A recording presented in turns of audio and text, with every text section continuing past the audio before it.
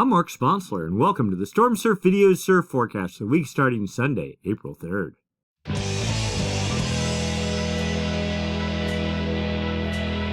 Stormsurf, waves, weather, buoys, altimetry, snow, temperatures, El Nino, weather analysis, essential data for outdoor people, all the time, no hype. Looking at significant wave heights for the North Pacific Ocean, we see the beginnings of maybe the last gale of the winter season developing in the western Gulf of Alaska with 28-foot seas aimed mainly at U.S. West Coast, with maybe some sideband energy down towards Hawaii. After that, things not looking very good. Let's get into the details. As usual, we'll start by looking at jet stream level winds. These winds up about 30,000 feet help support the formation of gales when they form, help direct their track. We're looking for a trough, a dip in the jet, and there's just barely one right there. What that helps do is create like an eddy in the upper atmosphere and creates a counterclockwise flow aloft and down the ocean's surface. That's the hallmark of low pressure, and of course low pressure, if it's strong enough, generates winds. Winds, if they're strong enough, get traction on the ocean's surface and create seas. Seas, if they're high enough, eventually radiate away from the fetch area, turn into swell, and when swell hits your beach, it turns into surf. But it all starts in the upper atmosphere with a trough. So we see a little bit of something maybe off Kamchatka, and by Monday morning, it starts developing over in the, we'll call it the North Dateline region, and then also a little bit of area here sort of in the eastern Gulf. But all that is supporting the low that we already have seen on the chart. The trough continues east as we get into Monday night and Tuesday. Less wind starting to feed into it. Also notice the jet starts splitting as we get into Tuesday in the far west Pacific. When you get this split jet stream flow, typically you get strong high pressure in between the flows, and that does nothing to help support gale development.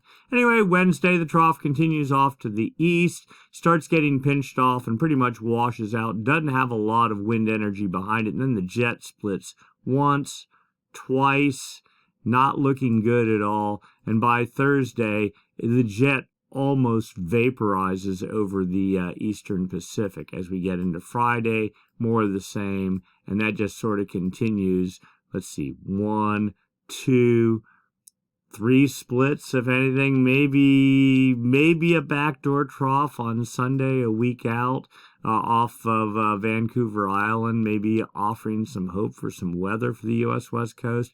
But all in all, the jet stream just loses all its energy and just completely fragments and is not expected to do anything. Let's go down to the surface and look at the effects of the jet.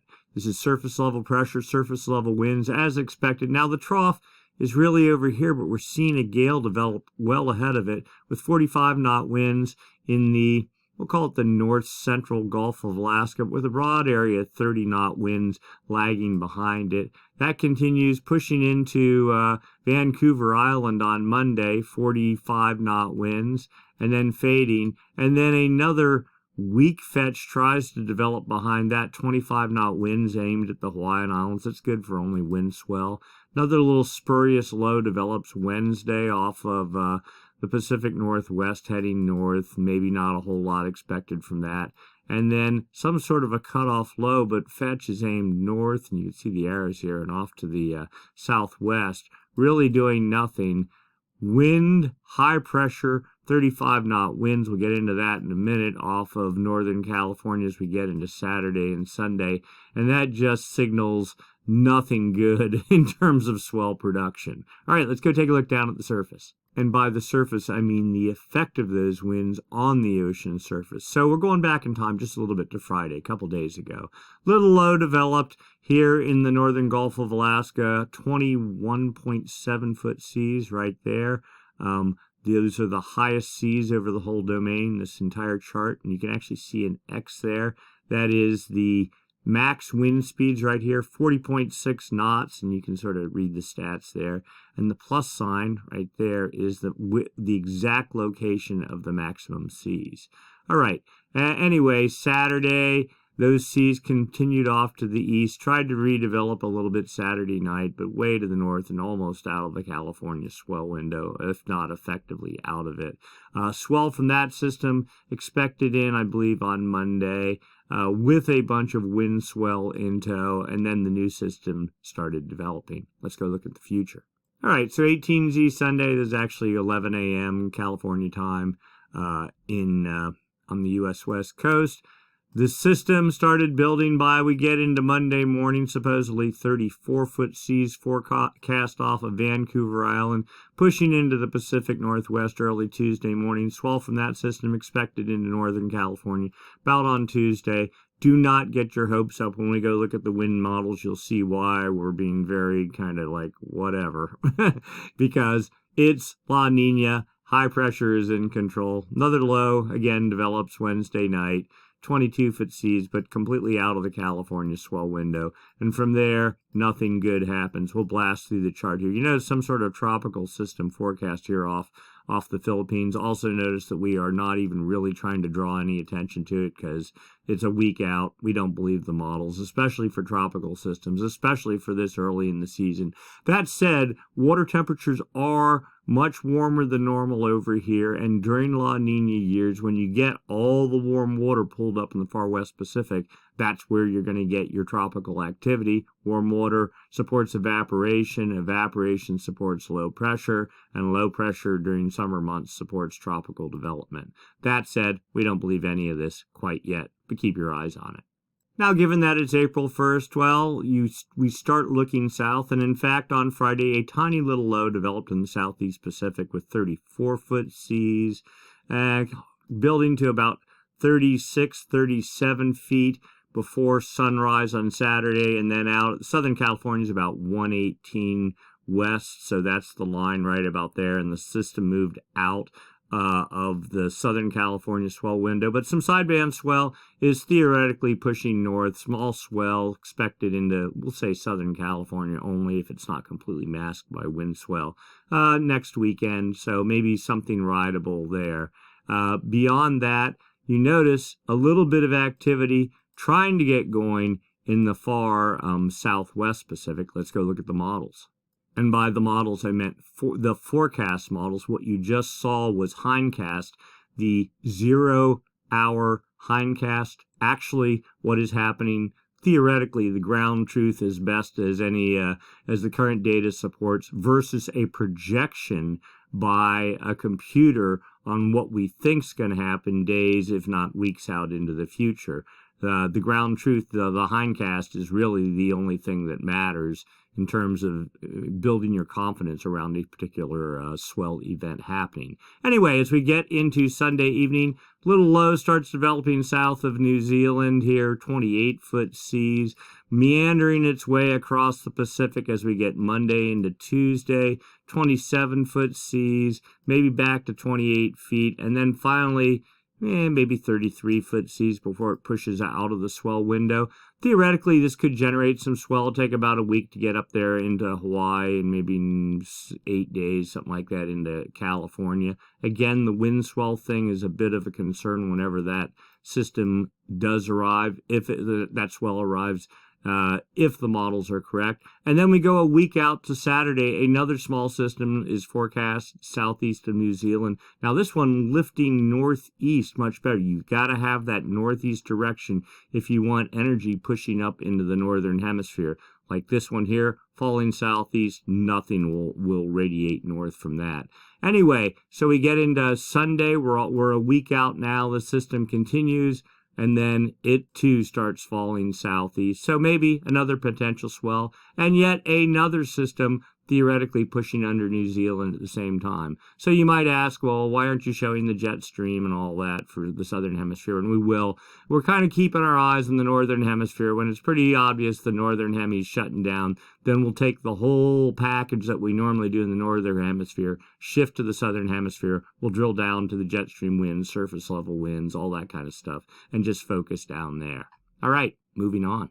Now, we were talking about wind swell. Right now, 20-knot winds off California. Fair amount of bump in the water. There is some swell buried underneath it. It's so hard to tell really what's swell and what isn't wind swell. And then we have this new low building up here in the Gulf, Eastern Gulf, with a broad fetch pushing into Oregon and Washington. This forecast this evening, swell from that supposed to arrive in California on Tuesday, but notice on Tuesday, 20-25 north winds along all of Northern California and Central California. In Southern California, this system, for the most part, is too far north.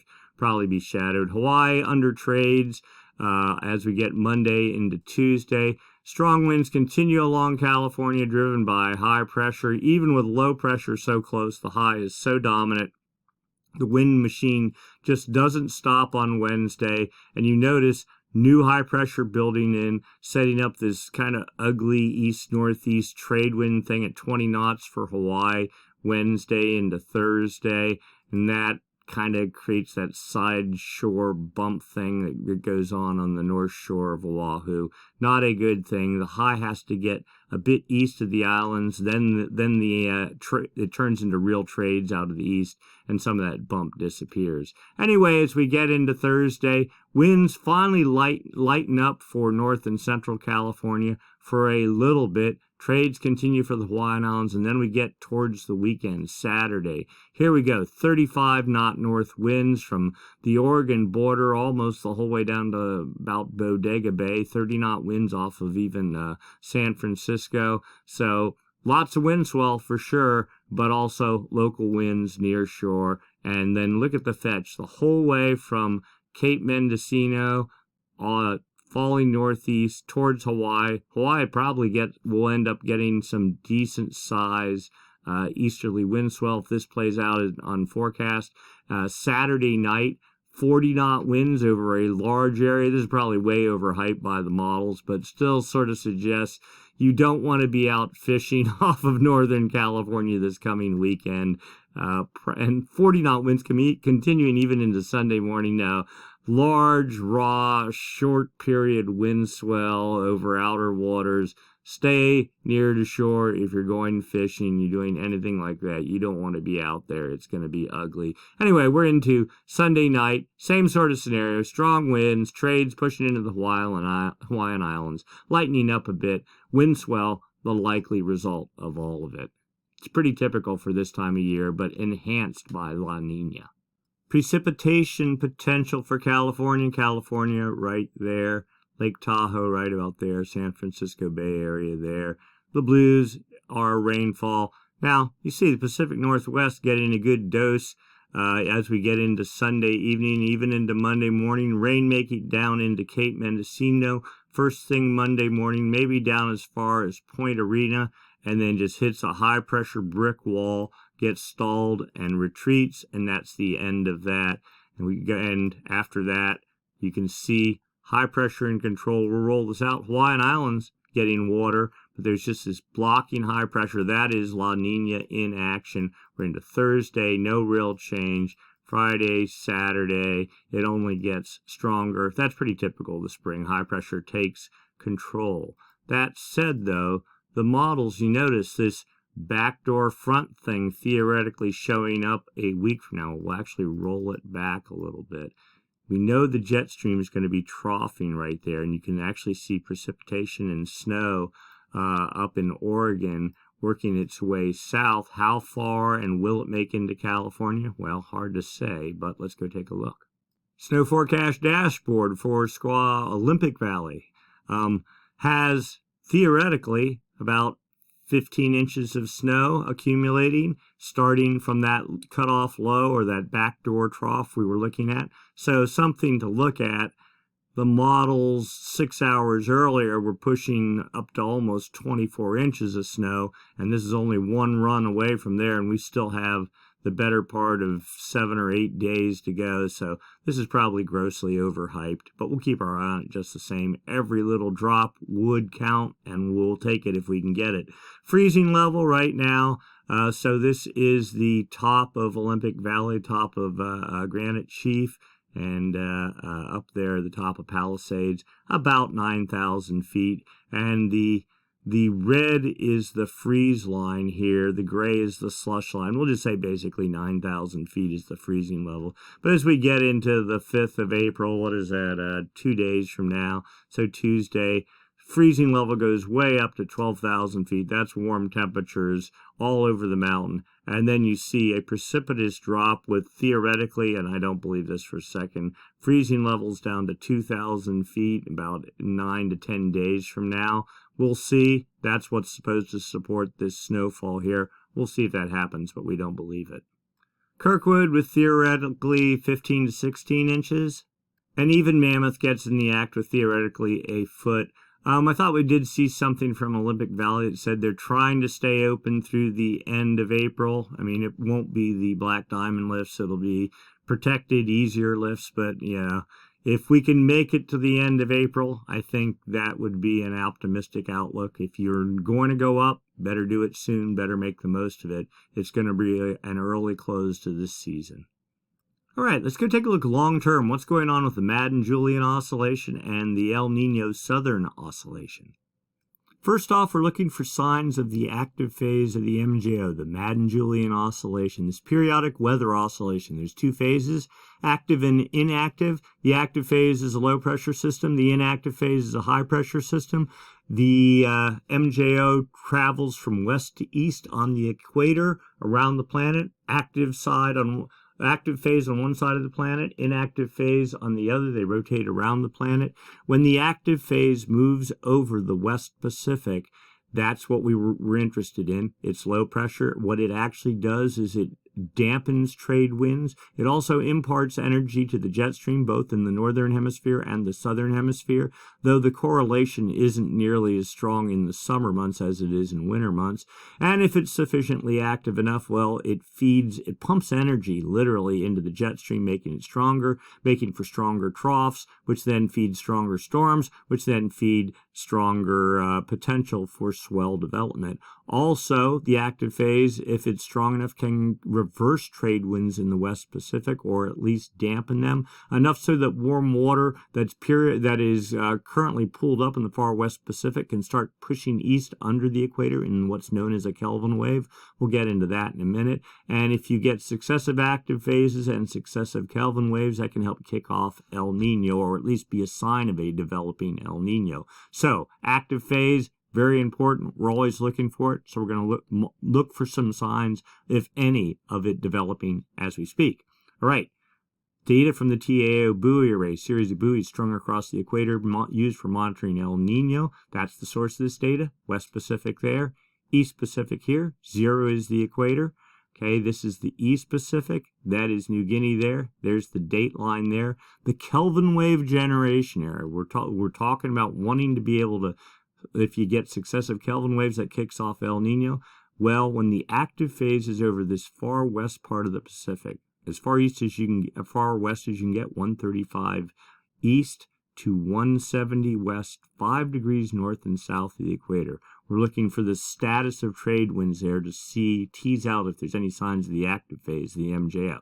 So looking in the East Pacific first, the arrows pretty long, pretty strong out of the east, suggesting solid, if not strong trades. Same thing over the Central Pacific. In the Kelvin wave generation area, the arrows, not quite as long. We'll call them moderate trades. But it's not the actual wind speeds, it's the anomalies, the difference from normal for this time of year. Because trades sometimes blow stronger at certain times of the year, not as strong in others. If you look over here in the far East Pacific, well, these big arrows, we said they were strong, indicating strong trades, but you look here, the arrows are going north or south, or basically north, meaning the east-west component of the wind is pretty typical for this time of year. So no big surprise there. Same deal over the Central Pacific. In the Kelvin wave generation area, just tiny little easterly arrows. So the trades, they look kind of strong there, but they're really not. Pretty much just a little bit stronger than normal. All right, let's go look at the forecast. 850 millibars zonal wind anomalies. Are the winds stronger out of the east? That's what zonal winds are stronger out of the west than normal. All right, this is the whole planet on one chart. So the far West Pacific starts right here, 135 east. So you just go right up the chart. This is time-based, so we're going back a month, and this is a forward a month, okay? Or I'm sorry, forward a week, okay? Kelvin wave generation area starts there and ends at 170 west, so right about there. The blues and purples, easterly anomalies, consider that the inactive phase of the MJO. Reds, And are westerly anomalies stronger than normal? Consider that the active phase of the MJO. So the good news is, starting about March 24th, you saw weak westerly anomalies starting to build into the Kelvin wave generation area.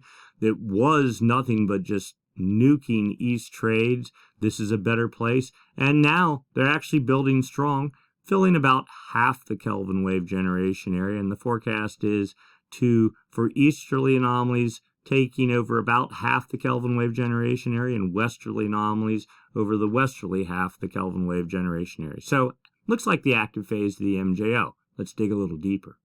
Outgoing long wave radiation, just fancy words for cloud cover. If the active phase of the MJO is a low pressure system, well, low pressure systems generate, support evaporation or lifting air, and they generate clouds. All right, so this is a cloud cover forecast for going out 2 weeks.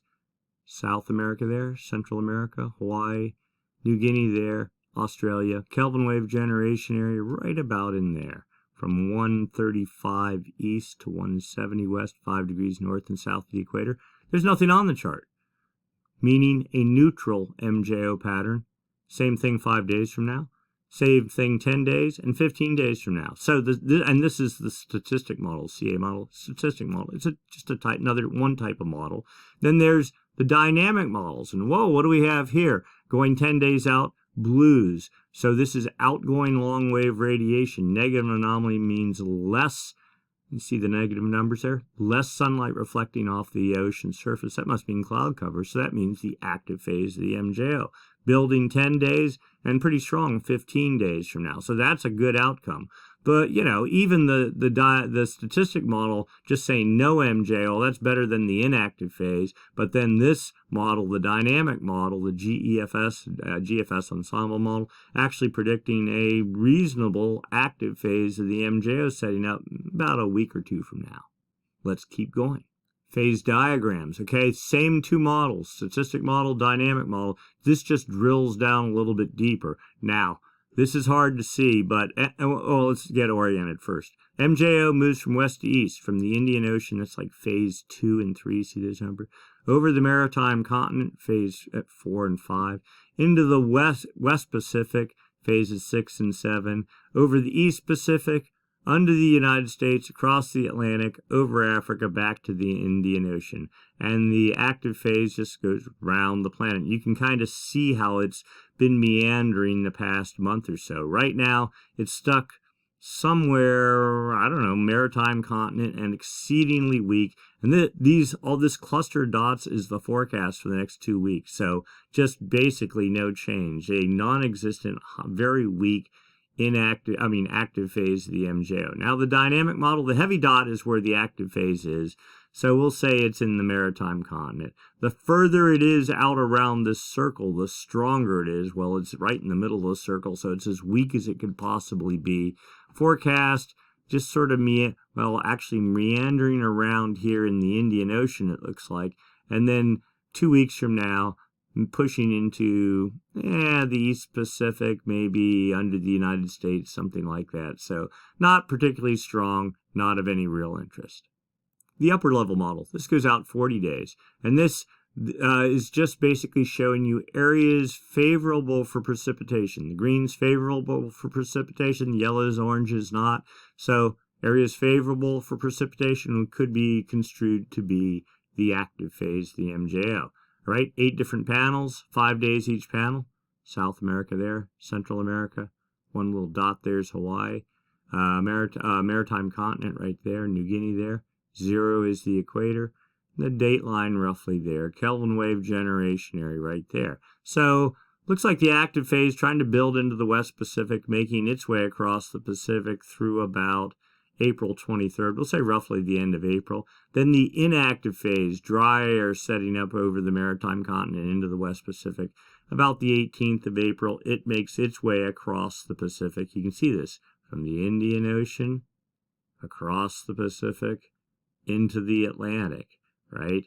And the active phase doing the same thing. When the active phase moves into the Atlantic, it favors... Well, actually, wherever it is, it also favors tropical development, but we're kind of writing off the Pacific this summer just because The prevalence of high pressure and the presence of La Nina pretty much negates whatever the active phase is going to do in terms of tropical development, except in the far west Pacific. And then anyway, we've gotten off track here. The 28th of April, another active phase sets up in the west Pacific, makes its way across through about the middle of May. Let's keep going.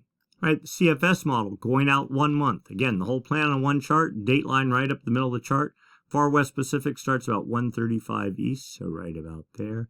Kelvin wave generation area ends 170 west, so west, so right about there. Again, the same sort of deal you can see in the past. January, this developing inactive, just consistent easterly anomalies, inactive phase of the MJO. You can actually see the dotted contours are the inactive phase. There was literally no active phase, but here we are. The solid contour, active phase of the MJO started building over in the Indian Ocean in March. It's pushing through the Pacific, the West Pacific today, and is expected to continue across the Pacific to a point south of California, somewhere over the next week or two. These are 1 week increments here, and then fading. Westerly anomalies in control for the moment, but you see as we get about a week from now, easterly anomalies take over, and then this dotted line is the inactive phase of the MJO starting to make its way across the Pacific later in April. So this is the last active phase of this winter, and we've got maybe 4 or 5 days left of it. The last little low from it is developing as we speak in the Northern Gulf, and then pretty much after that we suspect it's over. And then we go out even further, 3 months. So this is the past performance here, the forecast here, the date line running right up the middle. We're not going to get into any more detail on that for the moment because what really stands out, the blues are easterly anomalies. You can see from January 21st up till about a week ago, it was nothing but just lock solid easterly anomalies. You ask, why was this winter so bad? Right there, that is why. The Kelvin wave generation area was just choked with easterly anomalies. The active phase, we did have one active phase back in January, but after that, and that created westerly anomalies, imparted energy to the jet stream, but these easterly anomalies just shut down any energy transport to the jet from mid to late January on, and as a result, we didn't have a whole lot. But if you look at the chart, just starting today, there's a little pocket of easterly anomalies, but in a week or so, there's just this consistent westerly anomaly pattern. Easterly anomalies that were here get offset to a point basically off the California coast, 120 west right there, and westerly anomalies start building in. Let's first overlay the MJO. Okay, so for sure, the solid contour red here, that's the active phase of the MJO. It's moving its way across the Pacific as we talked about earlier. That's going to continue till about the 24th of April, something like that, out of the Kelvin wave generation area. But the interesting part is, look at this, the inactive phase of the MJO, we'll consider this all one inactive phase, but the yellows, westerly anomalies start building in, taking over the entirety of the Kelvin wave generation area, and continue till the end of the model, till into the early part of July. That is a significant change. We've been watching this for a long time. Let's dig in. We'll do one more overlay here. The low pass filter. It's showing a preference or a bias towards either low pressure or high pressure. The dotted contour is a high pressure bias, which you can see was smack over the date line back in December. It's starting to wander off to the east, and you notice the easterly anomalies here follow the high pressure. The low pressure bias right here, which has been smack in the middle of the maritime continent, is just now, its leading edge is about halfway through the Kelvin wave generation area to about 150 east. No wonder there are westerly anomalies filling half the Kelvin wave generation area and easterly anomalies on the other half of it, where the high pressure bias is. Now, the other key thing to notice here is January 29th. We're looking at the leading edge of the low pressure bias. It didn't move but a degree or two the whole way through till right about there, till March 26th. And then if you very carefully look, you see it starts creeping further and further into the Kelvin wave generation area. And at the end of the model run, it's at like 170 east, and westerly anomalies fill 75% or more of the Kelvin wave generation area.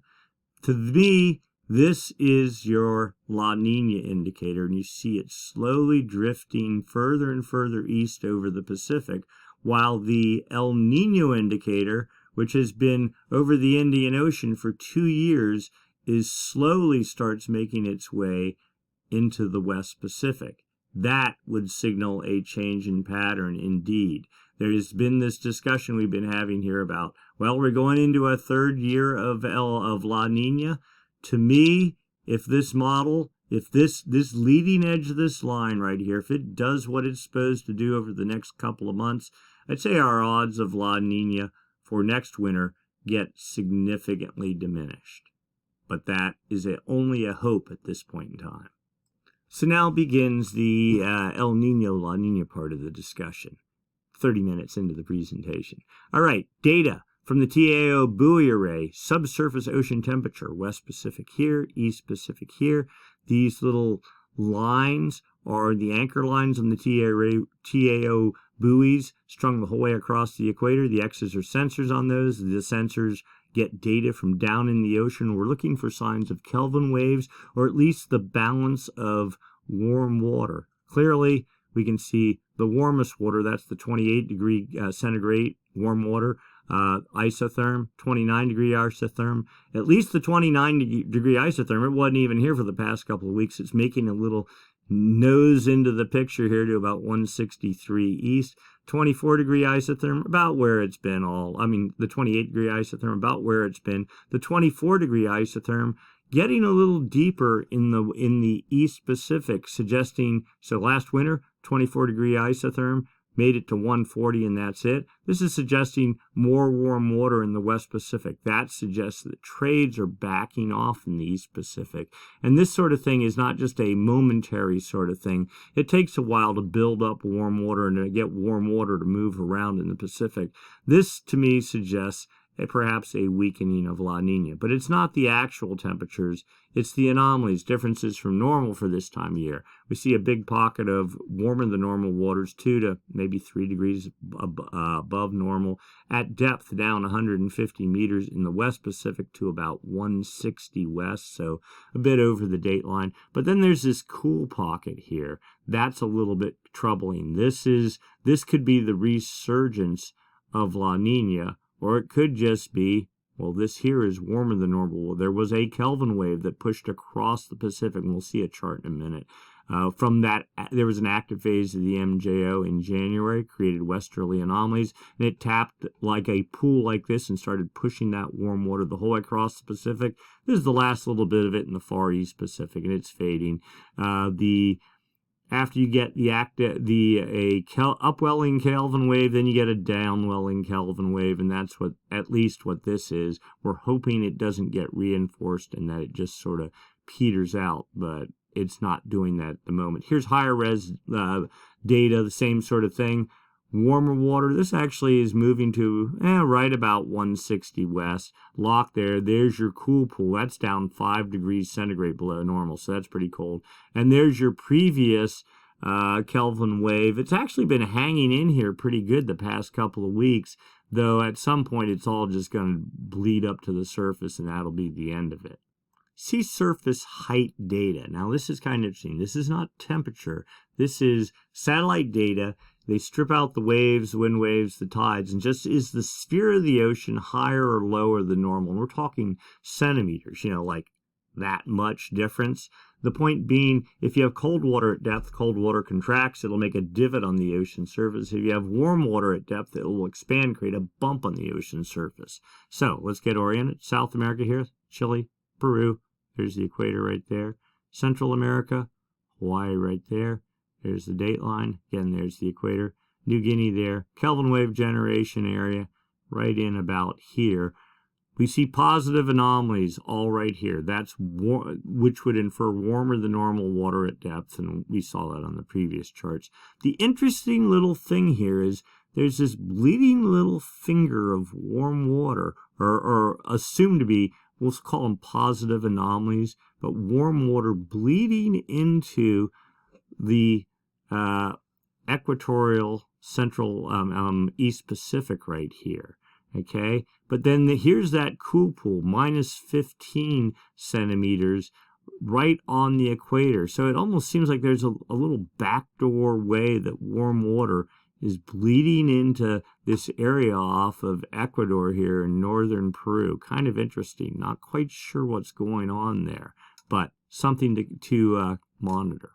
All right, upper ocean heat anomalies. We talked about Kelvin waves. You can see them in action here. There's the West Pacific here, East Pacific here. The yellows, oranges, warmer than normal temperatures. Blues, colder than normal temperatures. So last spring, one Kelvin wave pushing across the Pacific, a second Kelvin wave pushing across the Pacific. In June, all these driven by 3 successive active phases of the MJO. Third Kelvin wave sort of stalled, and then this massive upwelling thing. We got this little upwelling that got majorly reinforced in October, and then fed yet again because there were no active phases of the MJO here. There were no westerly anomalies. Now remember from the previous chart, the low pressure bias is supposed to move to about 160 east, 170 east, something like that. So right along there, okay? And though, see the warmer normal temperatures here? When this was occurring, the low pressure bias was back here. So the warm waters sort of lead where the low pressure bias is going to go. And you see, well, we've got warm water almost filling the Kelvin wave generation area today, and we don't have the low pressure bias isn't even that far into the Kelvin wave generation area yet. Anyway, back in December, we had an active phase of the MJO, created another Kelvin wave. That's that one that is erupting off of Ecuador as we speak, and there's our cool pool. We are hoping that this does not turn into just be this with another one behind it and another one behind it. Otherwise, we're already doomed. I don't think that is the case, though. With the low pressure bias moving deeper into the Pacific, assuming that happens over the next couple of weeks, then you won't have the fundamentals to allow this to happen again this summer, and that would probably mean the demise of La Nina. See surface temperature data. All right, 4 different panels here. You got to use your imagination, but assume they're all stitched together. South America, Chile here, Peru. Central America, California up here. Hawaii right there. The equator right there. Warmer than normal water. There's the Galapagos, there's Ecuador on the equator the whole way out. Not much. It's just a thin little stream, but it goes out now to about 135 west. And then cooler than normal water, but nowhere near as cool as it was last year, or nowhere near as cool as it was this summer. Looking like, yeah, it's the bulk of the cold water's even out like about 160 south of Hawaii. And that, I mean, you look back here, so trades are blowing this way, but, you know, high pressure down here circulating counterclockwise, high pressure up here circulating clockwise, driving the flow this way, and it seems to be dragging warm water from the upwelling Kelvin wave with it and taking the cool water, pushing it further off, again sort of looking like the demise of La Nina. Sea surface temperature trend for the past 7 days. Sort of a light cooling trend around the Galapagos. Not much, almost neutral, just weekly cooling, we'd say.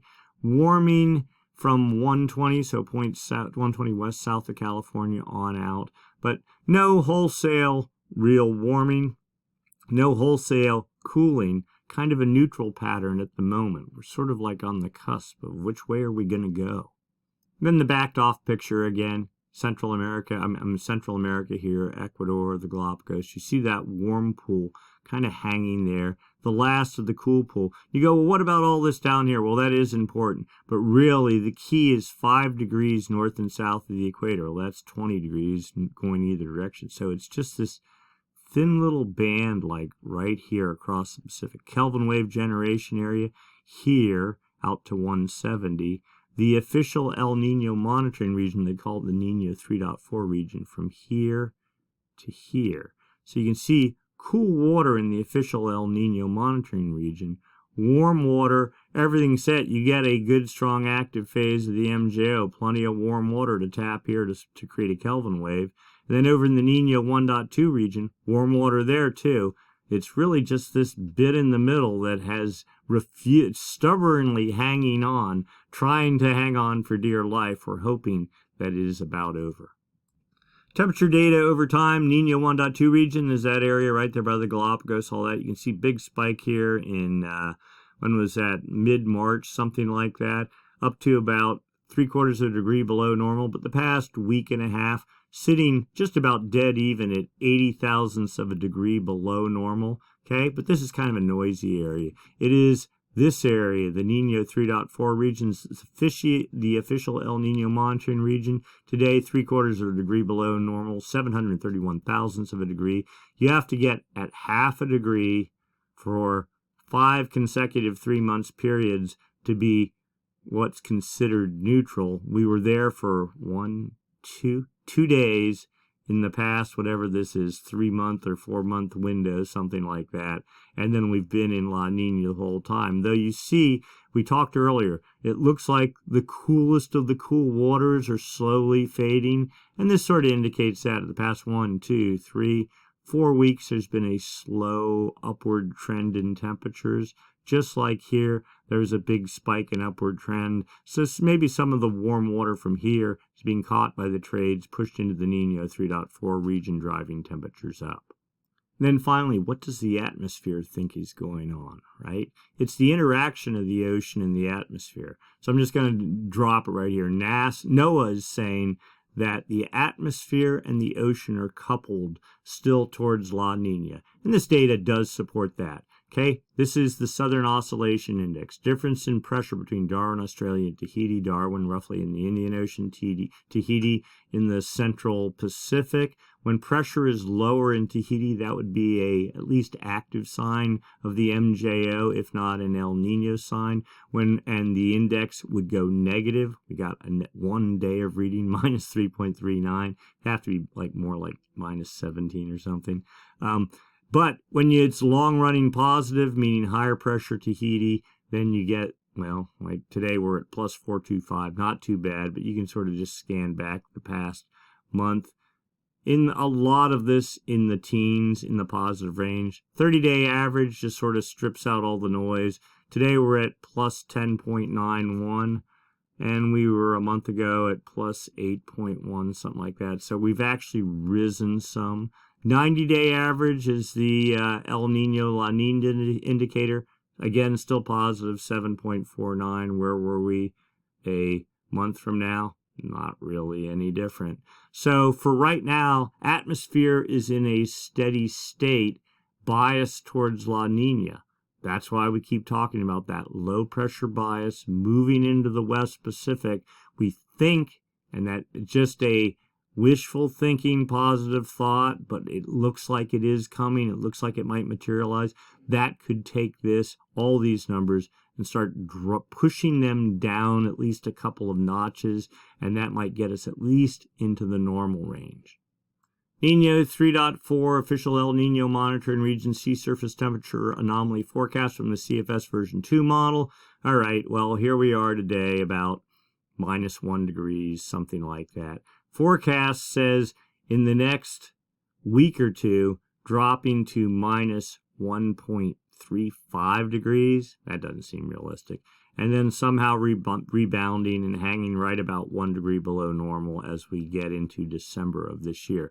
Now, this has some biases and issues, so they got a PDF corrected version of it. Still says temperatures dropping down to about 1 degree below normal, then toggling somewhere about 3/4 of a degree below normal for the foreseeable future, meaning we're going to be in La Nina territory. All right, before we get into the long-term forecast, at least for right now, if you like Windswell, plenty of that, no shortage forecast. The bit of swell forecast for Northern California Monday, Tuesday sort of thing, but probably just buried under piles of wind swell. We get into the weekend, yeah, piles more wind swell. Hawaii, wind swell from the east instead of from the north. At least your water temperatures are warmer. San Francisco has been hovering right about 50 or 51 degrees. Pretty bone chilling, and no change forecast anytime too soon. It's springtime. North winds and high pressure are the norm. Theoretically, maybe some precip a week or so out, maybe some snow, but that's probably more wishful thinking than anything. Down south, southern Hemi starting to come online. A little pulse of swell expected for Southern California next weekend. Nothing huge, but rideable.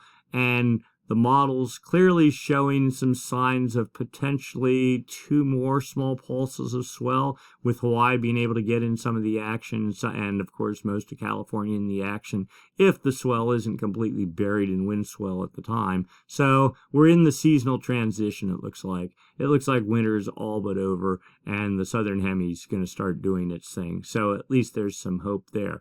Looking longer term, well, the El Nino, La Nina thing, we're right on the cusp. I think in the next couple of weeks, we're going to be able to sort some of this out.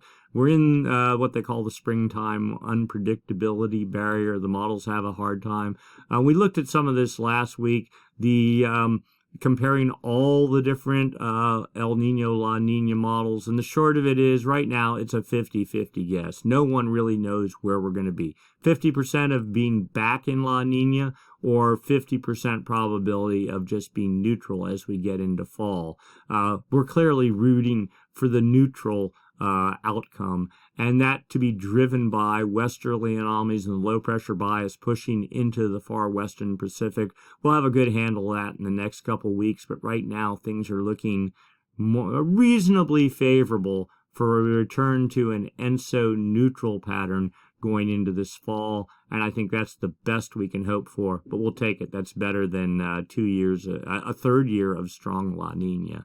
All right, that's it for this week. If you enjoyed the video, give us a thumbs up. If you haven't subscribed, please subscribe. Click the Stormsurf icon down below. You'll get notifications as soon as we post the video. If not, go to stormsurf.com. We post links to the video at top of the page of every page of the site as soon as we post the video. And comments, always welcome. Questions, certainly. We cover a lot of material here. Questions are inevitable. Please post them, and we'll do our best to answer. And maybe we'll have a little deeper discussion too. All right, that's it for this week. We'll do it again next week. Same time, same channel. Thanks for watching, and stay safe.